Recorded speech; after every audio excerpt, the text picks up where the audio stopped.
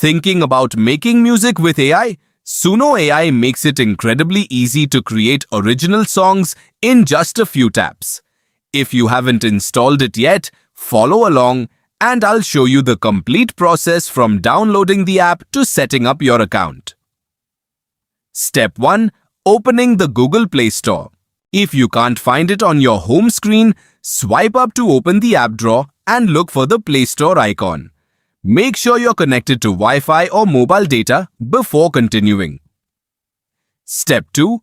Tap the search bar at the top of the screen and type Suno AI.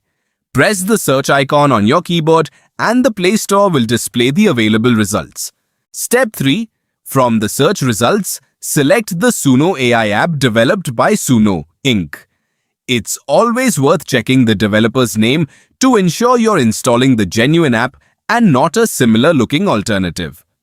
Step 4. Tap the Install button and let your phone do the rest. The app will download and install automatically. This usually takes less than a couple of minutes, depending on your internet connection. Step 5. When the installation is finished, tap Open.